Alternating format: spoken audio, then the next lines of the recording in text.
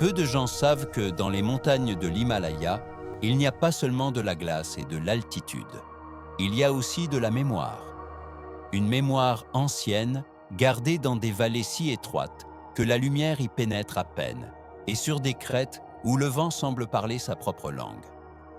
Aujourd'hui, nous montons dans ce monde suspendu pour découvrir 6 cultures qui écoutent encore la montagne. Et je te préviens, ce que tu vas découvrir changera ta manière de comprendre la vie en altitude. Reste jusqu'à la fin, car la dernière culture de ce voyage vit dans l'un des recoins les plus isolés et les plus difficiles d'accès de tout l'Himalaya. Et peut-être sera-t-elle celle qui soulèvera le plus de questions.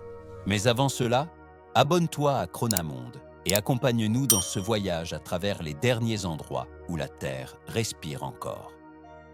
Dans ces montagnes survivent des peuples qui ont appris à lire les signes de la neige, à suivre le rythme du froid et à trouver la vie là où d'autres ne verraient que hostilité. Notre voyage commence par la première d'entre elles, un peuple qui habite une vallée où le temps avance plus lentement que la lumière. Nous pénétrons au Ladakh, à l'extrême nord du sous-continent indien. Ici, le paysage est un désert froid sculpté par des siècles de vent, aride, silencieux, infini. 1. Brokpa, les gardiens de la vallée cachée. Dans les montagnes arides du Ladakh, au nord de l'Himalaya, il existe un endroit où le vent souffle autrement. L'air y est sec, froid, presque immobile, et le silence semble tout observer. Peu de personnes sont parvenues jusqu'ici. Ceux qui l'ont fait racontent que cette vallée a une manière particulière de te regarder, comme si chaque roche portait une mémoire et chaque ombre attendait depuis des siècles celui qui oserait la traverser. Et peut-être est-ce vrai, car entre ces versants vit l'un des peuples les plus énigmatiques de l'Himalaya. Ce sont les Brokpa, habitants de la vallée reculée de Dahanu, depuis des temps impossibles à dater. Imagine un instant pénétrer sur leur territoire, le soleil frappant directement la peau, l'air glacé brûlant à chaque respiration, les falaises se resserrant jusqu'à devenir un couloir de pierre, et cette sensation troublante que le temps, ici, ne progresse pas, mais s'étire, lentement, silencieusement. Pour les Brokpa, la vallée n'est pas un paysage, c'est un foyer, une frontière et une mémoire. Ici, les terrasses d'orge et d'abricotiers sont leurs réserves, les ruisseaux glaciaires leur eau et la montagne leur temple. Les Brokpa vivent dans de petits villages le long de l'Indus, se déplaçant entre des champs cultivés depuis des générations. Leur monde est fait de pierre, de lumière et de vent. Leurs ornements sont des symboles d'identité, des chapeaux couverts de fleurs séchées, de petites branches de saule ou de genévrier et des pièces d'argent suspendues comme des fragments de leur histoire. Les oreilles percées racontent leur lignée sans mots et leurs cheveux, longs et sombres, sont noués ou tressés selon l'occasion. Ici, chaque geste a un sens. Chaque fleur portée est une protection, chaque bijou un héritage, chaque vêtement de laine une déclaration d'appartenance. Leur langue, d'origine dardique, est l'une des plus singulières de l'Himalaya. Peu de personnes hors de la vallée la comprennent. Leurs récits se transmettent oralement, peuplés d'anciens dieux, d'esprits des rivières et d'histoires d'un passé qui regarde toujours vers les montagnes. Les Brokpa ne fuient pas les visiteurs, mais ne donnent pas leur confiance facilement. Leurs mots sont courts, précis, choisis avec soin, comme si chaque phrase devait être à la hauteur de la mémoire de la vallée. À quoi ressemblerait ta vie si chaque mot avait le poids d'une montagne? Pendant des décennies, leur territoire a été étudié par des anthropologues, des administrateurs coloniaux et des voyageurs qui ont documenté leur mode de vie. Certains ont décrit la vallée comme l'une des enclaves humaines les plus isolées et particulières de l'Himalaya. Les routes sont arrivées tard et le contact avec l'extérieur est resté limité pendant des générations. Aujourd'hui, la communauté Brokpa demeure petite et leur mode de vie s'adapte lentement à la modernité. L'agriculture reste leur centre vital, l'orge continue de rythmer les saisons et les festivals célébrant la fertilité, la récolte et le cycle de la vie emplissent encore les villages de chants et de danses anciennes. Si un étranger marchait dans ces montagnes, il sentirait d'abord le regard de la vallée, puis le leur. Les Brokpa observent, analysent, gardent le silence, comme si le vent leur confiait des secrets qu'aucun étranger ne devrait rompre. S'ils pouvaient nous parler, ils nous rappelleraient peut-être quelque chose qui, en altitude, paraît plus évident. La vie ne se conquiert pas, elle se respecte. Que ressentirais-tu en vivant dans une vallée où le silence parle plus que les gens? Imagine un instant être là, dans cette gorge étroite où le vent siffle comme une lame de glace, respirant l'odeur sèche de la montagne et voyant les terrasses agricoles briller sous le soleil. Pense à ce que signifie vivre ici, où chaque pas compte, où chaque culture dépend de la fonte des neiges et où la mémoire n'est pas écrite. Elle est semée. Malgré tout, les Brokpa sont toujours là. Ils ont survécu aux frontières, aux invasions, aux routes tardives et à l'oubli. Leur identité n'a jamais été un mystère pour eux, seulement pour ceux qui n'avaient jamais su regarder. Tandis que les Brokpa protègent la vallée, d'autres peuples ont appris à vivre à des altitudes encore plus extrêmes, où la neige est maîtresse et la montagne un défi quotidien. Si cette vallée t'a semblé mystérieuse, attends de voir ce qui arrive lorsqu'un peuple fait du froid son compagnon le plus fidèle et de l'altitude sa maison. Nous voyageons maintenant vers les pentes de l'Everest, où les Sherpas ont fait de l'impossible une habitude. 2. Sherpas, enfants de l'altitude.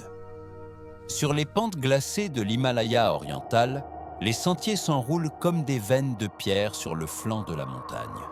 La brume s'élève des glaciers et le vent, tranchant comme une lame de glace, siffle entre les rochers comme s'il se souvenait encore des pas des anciens. Peu d'étrangers sont arrivés jusqu'ici sans aide. Il n'y a ni route pour expliquer le chemin, ni panneau pour le guider. Seulement des pistes étroites qui montent et descendent sans prévenir, traversant précipices, moraines et ponts de cordes suspendus au-dessus du vide. Si un être humain marchait ici sans guide, il se perdrait en quelques heures. L'altitude l'envelopperait comme une étreinte glacée et chaque respiration lui rappellerait que cet endroit n'est pas fait pour ceux qui montent sans respect. Car dans ce royaume où l'air est rare et où la lumière rebondit sur la neige comme si elle voulait aveugler le monde, survit l'un des peuples les plus admirés de la planète. Ce sont les Sherpas, descendants d'anciennes migrations tibétaines, des hommes et des femmes qui ont appris à vivre là où le ciel et la terre se frôlent presque. On les appelle les enfants de l'altitude parce que leur vie se déroule parmi des montagnes qui dépassent les 5000 mètres. Ils s'orientent sans carte, en lisant les ombres de l'aube, la couleur de la glace, le son du vent descendant des glaciers. Là où d'autres verraient un monde impossible, eux voient des chemins, des signes, des directions. Leur village s'élève sur des terrasses de pierre, près de rivières glaciaires qui prennent naissance au Khumbu et sur les pentes de l'Everest. Les maisons, aux murs épais et aux toits bas, sont conçues pour retenir la chaleur, comme de petites forteresses dressées contre la nuit glaciale. Les femmes cultivent pommes de terre, orge et sarrasin dans des champs qui n'existent que grâce à la fonte des neiges. Elles tissent des vêtements en laine de yak, préparent beurre et fromage et transmettent à leurs enfants les prières de la tradition bouddhiste qui soutient encore leur vie quotidienne. Les enfants grandissent à côté du vent. Ils apprennent à marcher sur des sentiers presque verticaux avant même de savoir écrire leur nom, à reconnaître la voix des avalanches et à lire le ciel pour savoir quand une tempête arrivera sans prévenir. Dans leur culture, chaque montagne possède un esprit. Chaque sommet est une présence vivante et gravir sans respect est une faute qui peut avoir des conséquences.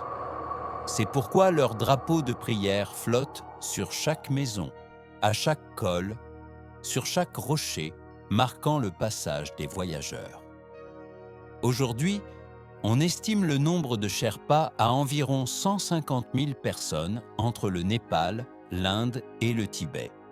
Beaucoup ont adopté l'éducation moderne, mais en eux subsiste un savoir du froid et de l'altitude qui impressionne scientifiques et alpinistes. De nombreuses études montrent qu'ils possèdent des adaptations uniques à l'hypoxie, leur permettant de travailler et de vivre dans des conditions qui seraient mortelles pour la plupart des gens. Les anciens affirment que la montagne n'enseigne jamais d'un seul coup. D'abord, elle observe, puis elle met à l'épreuve, et seulement ensuite, elle révèle son chemin à ceux qui l'écoutent sans peur. Pourtant, leur relation avec le monde extérieur reste complexe. Le tourisme et les expéditions vers l'Everest ont apporté richesse, mais aussi risques, pression et pertes. La montagne a réclamé de nombreuses vies Sherpas et chaque saison laisse derrière elle de nouvelles histoires d'héroïsme et de douleur. Les Sherpas ne vivent pas isolés par peur. Ils vivent en veille. Ils protègent leur manière d'habiter un monde vertical. Leur résistance est patience, leur sagesse est vent, leur silence, discipline. Imagine un instant que tu avances avec eux sur un sentier du Khumbu. Le soleil rebondit sur la neige comme un feu blanc. L'air est si froid qu'il fait mal à chaque respiration.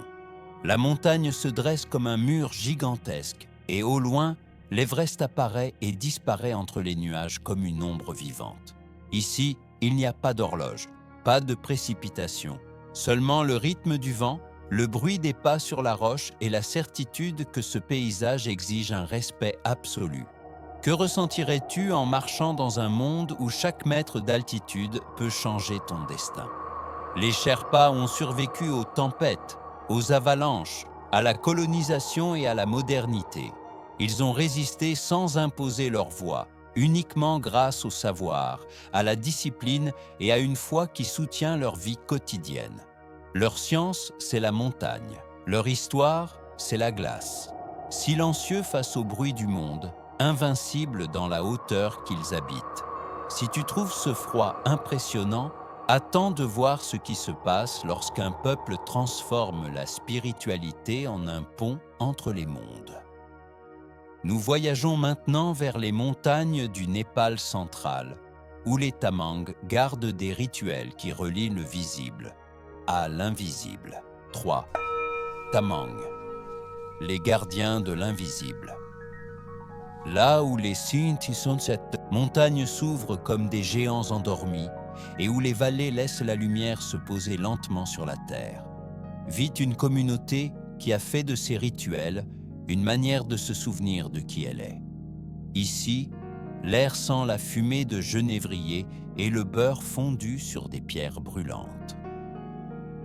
Les villages s'étirent sur les pentes du centre du Népal et les maisons, construites en pierre et en bois sombre, s'alignent les unes contre les autres comme si la montagne elle-même les avait placées là avec la même précision qu'elle façonne ses terrasses. Peu d'étrangers ont dormi dans une maison Tamang. Celui qui y entre ne franchit pas seulement le seuil d'une demeure, il franchit un seuil entre deux mondes. Dans ces murs épais résonnent encore les chants des anciens Jankri, les chamans qui parlaient aux esprits, soignaient avec des plantes et guidaient les vivants dans les moments d'incertitude.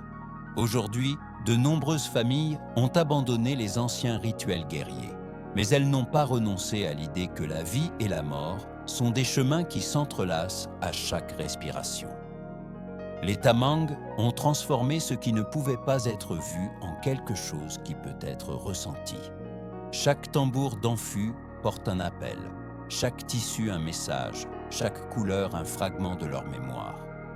Entre les mains Tamang, la laine et le coton deviennent des motifs porteurs de sens, et les étoffes multicolores racontent des histoires de naissance, de saison, de montagnes protectrices et d'esprits qui veillent.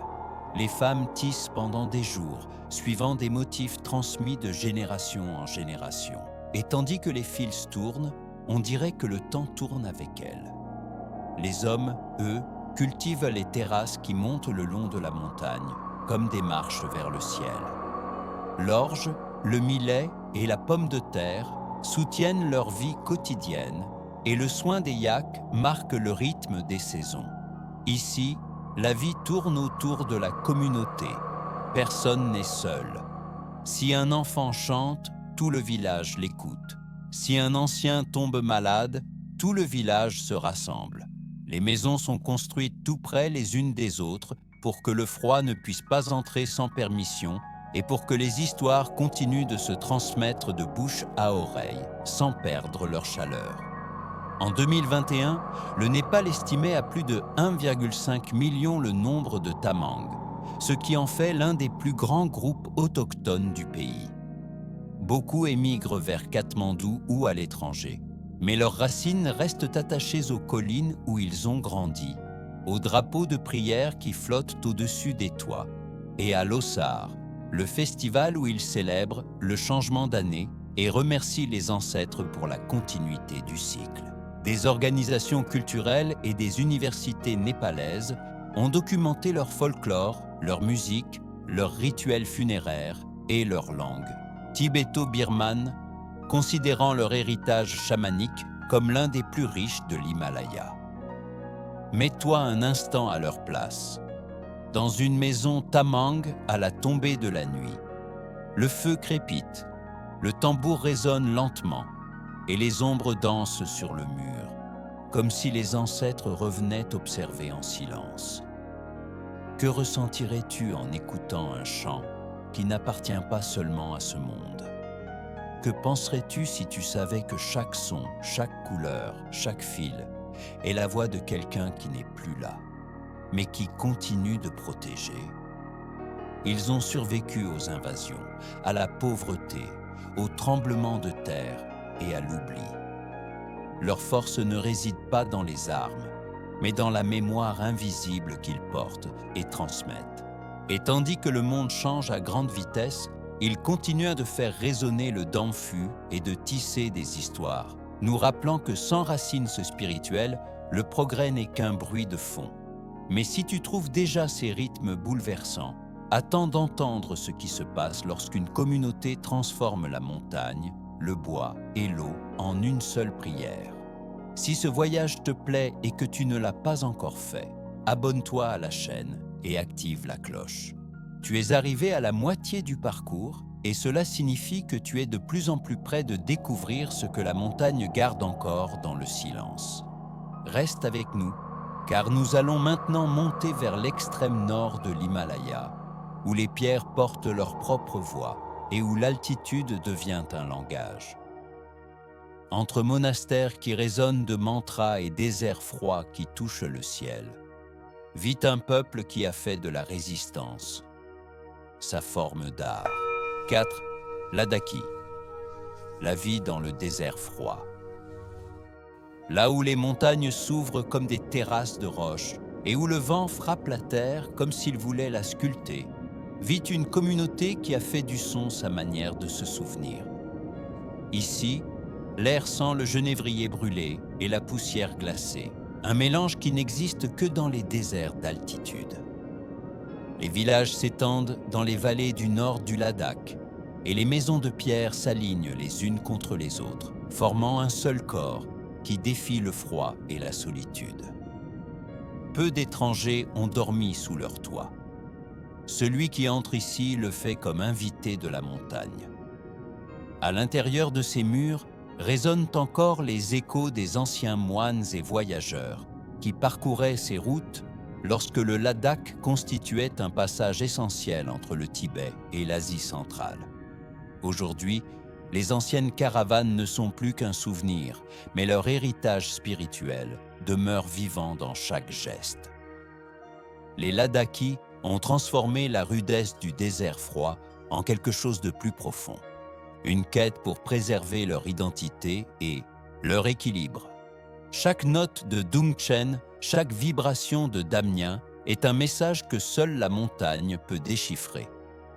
Entre leurs mains, la musique devient prière. Les mantras que récitent les moines à Emis, Lamayuru ou Tiksay racontent des histoires de dieux, de cycles, de protection.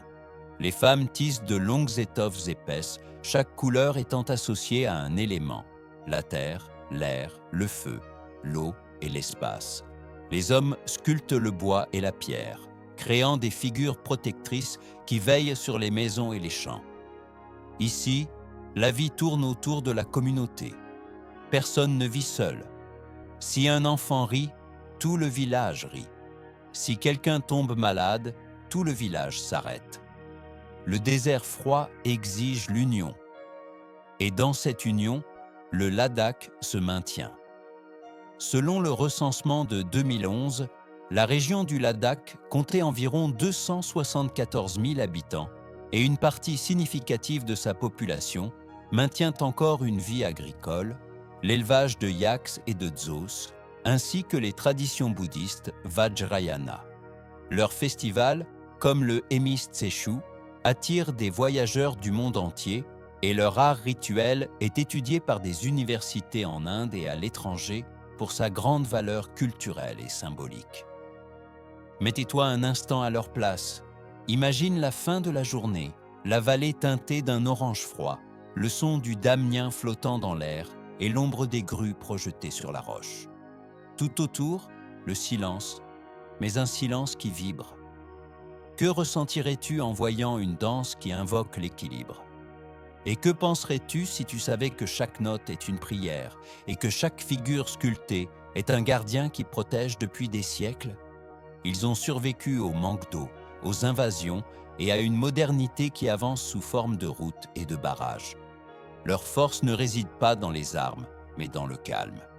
Et tandis que le monde change à toute vitesse, ils continuent de faire résonner le temps, note après note, nous rappelant que sans harmonie, le progrès n'est qu'un bruit de fond. Mais si tu trouves déjà cette musique bouleversante, attends de découvrir ce qui se passe lorsque la spiritualité devient un pont entre les mondes. Reste attentif, car nous allons maintenant progresser vers l'est de l'Himalaya, où un peuple écoute ce que la montagne dit et ce que la montagne tait. 5. B. Utia, l'écho de deux mondes. Parmi les collines couvertes de brume et les monastères qui résonnent d'échos anciens, les Bhutias gardent un héritage qui existe entre deux réalités. Le murmure du vent change. Ce n'est plus un sifflement lointain, mais un courant dense qui descend par les vallées de l'Est. Nous avançons vers le Sikkim, là où les montagnes permettent à la brume de demeurer entre leurs pentes. Ici, le paysage s'ouvre en terrasses humides, et l'air sent l'encens, le thé chaud et le bois ancien. Parmi les collines couvertes de rhododendrons vit un peuple qui a appris à communiquer avec l'esprit de la montagne, transformant chaque son en un pont entre deux mondes, le visible et l'invisible. Si tu fermes les yeux, tu peux l'entendre. Une note profonde s'élève d'un monastère. C'est le Gyaling, une corne tibétaine dont l'écho traverse la vallée, comme si la montagne respirait à travers lui. Pour les Bhutias, jouer n'est pas un divertissement, c'est une prière. Chaque note honore les ancêtres et les forces qui habitent les hauteurs. Chaque vibration sacrée ouvre un chemin qui ne se voit pas, mais se ressent. Le soir tombe. Le son du Gyaling se mêle au tintement du drilbu, une cloche rituelle qui marque le pouls de l'esprit. Femmes et enfants se déplacent au rythme de danse qui évoque l'harmonie de l'univers, où chaque rotation symbolise le cycle éternel de la naissance, de la vie et de la renaissance. Sur les murs des monastères, les mandalas peints à la main se répètent inlassablement, rappelant que l'équilibre n'est pas une destination, mais un chemin parcouru chaque jour. Ils cultivent sarrasin, cardamome et courges sur des terrasses escarpées. Leur vie est simple, mais pleine de sens.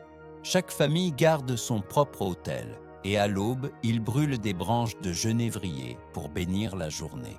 Au cours des dernières décennies, leurs festivals sont devenus des emblèmes culturels. Les jeunes Bhutia retrouvent leurs danses, leurs chants et leurs textiles traditionnels comme symbole d'identité spirituelle. Aujourd'hui, leurs rituels voyagent au-delà du Sikkim, atteignant des communautés en Inde, au Bhoutan et même en Occident, sans perdre l'âme avec laquelle ils sont nés. Celle d'un peuple qui a transformé la prière en musique et la musique en mémoire. Mais la modernité a aussi laissé des blessures. L'expansion des routes, les projets hydroélectriques et la pression touristique menacent des paysages restés intacts pendant des siècles.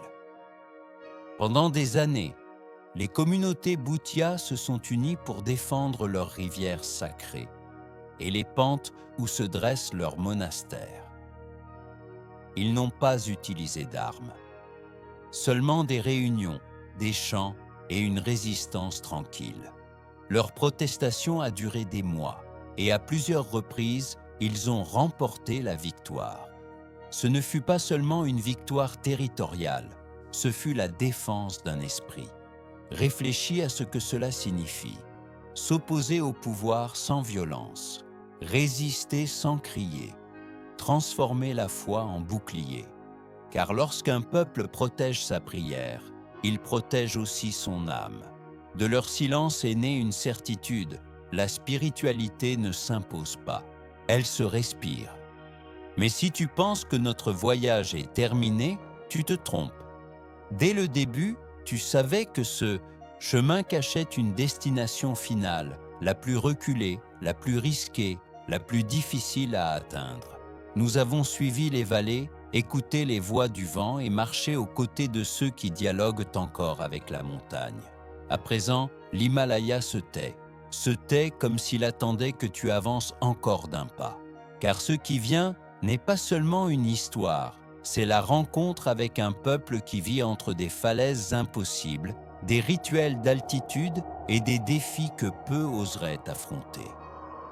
Plus à l'ouest, là où les montagnes s'ouvrent comme des fissures de pierre et où des abeilles géantes gardent les murs du ciel, vivent les gardiens du vertige.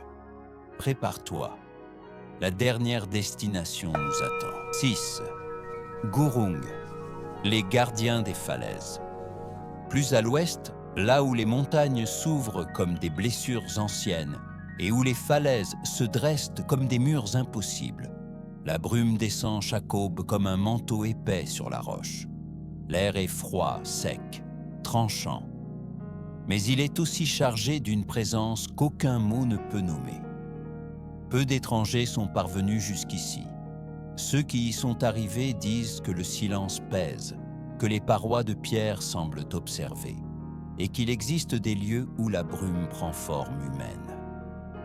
Là, sur les pentes de l'Annapurna et du Machapuchar, vit l'un des peuples les plus fascinants de l'Himalaya, les Gurung. Leur nom résonne dans les vallées comme un écho ancien, et leur façon de vivre semble plus proche du ciel que du sol. Leur village se dresse sur des terrasses impossibles, suspendues au-dessus de gorges où un faux pas peut coûter la vie. Les maisons de pierre grise, aux toits d'ardoise, sont tournées vers la première lumière de l'aube, comme si elles avaient besoin de vérifier que le jour est bien revenu. Les hommes cultivent le millet, menthes, yaks et chèvres, et se déplacent sur les falaises avec l'assurance de ceux qui sont nés dessus. Les femmes tissent de lourdes couvertures, préparent du thé au beurre et transmettent les chants du gatou, une danse qui raconte des héros mythiques et des voyages entre les mondes. Mais parmi toutes leurs traditions, l'une se détache comme un pont entre l'humain et l'inaccessible, la chasse rituelle au miel. Chaque année, les Gurung descendent le long de falaises verticales, suspendues à des échelles de cordes qui se balancent au-dessus du vide. Sous eux pendent les nids gigantesques d'Apis laboriosa, les plus grandes abeilles du monde. Leur miel, en particulier le miel rouge, est récolté en quantités infimes et utilisé à des fins médicinales. Ils ne le font pas pour la richesse, ils le font pour l'identité. Car affronter la falaise, c'est pour eux affronter leur propre destin. Imagine un instant ce que ce serait de marcher à leur côté sur un sentier étroit. D'un côté, un abîme couvert de nuages. De l'autre, la montagne qui respire en silence.